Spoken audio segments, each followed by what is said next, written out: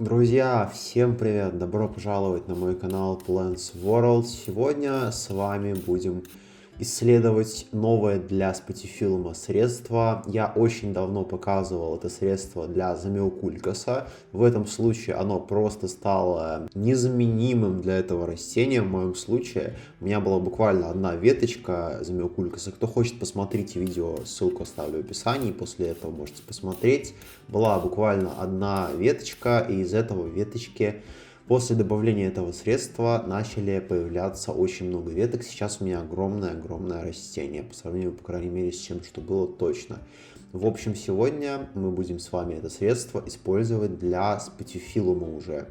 И не заходя далеко вперед, сразу вам сообщу, что это средство это древесный уголь. Но если вы хотите, если у вас нет возможности его получить просто с костра, если вы просто живете в городе и хотите также воспользоваться этим отличным средством, то для вас тоже будет в этом видео решение, тоже вы сможете использовать уголь. В общем, смотрите до конца, чтобы все узнать, в том числе сроки использования. Как все это делать, мы будем с вами сейчас постепенно разбирать. У меня вот ложка с древесным углем есть для демонстрации, буду вам ее использовать.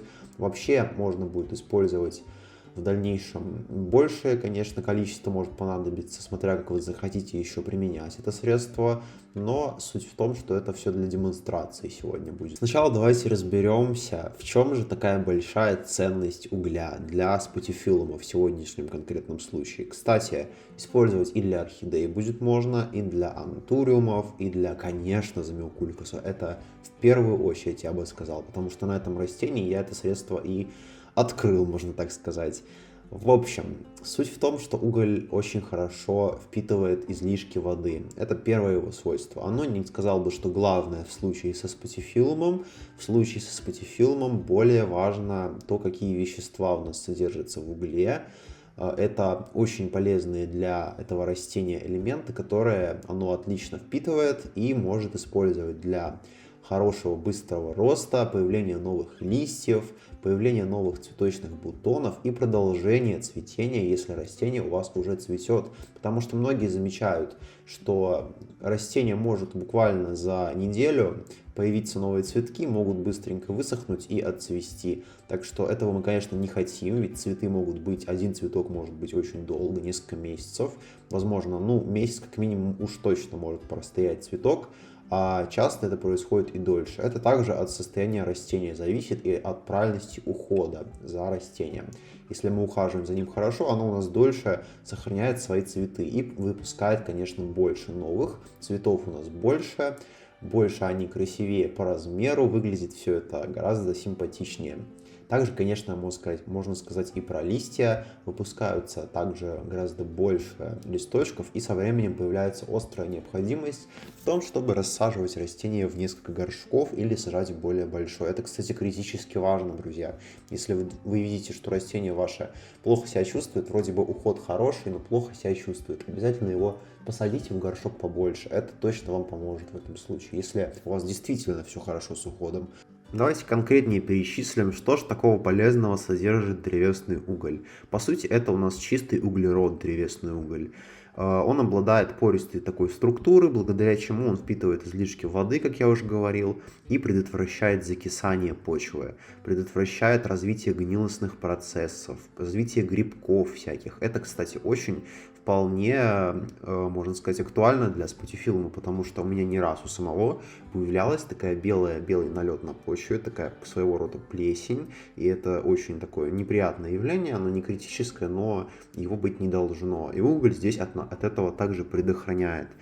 Кроме того, древесный уголь является отличным антисептиком, подавляет рост болезнетворных бактерий, как я уже говорил, грибков в почве и защищает корни растения от различных заболеваний. Это очень хорошо, потому что поливаем мы спатифилум часто, и вероятность появления всяких неприятных микроорганизмов выше, чем с растениями, которые поливаются редко. Так что это тоже тут актуально.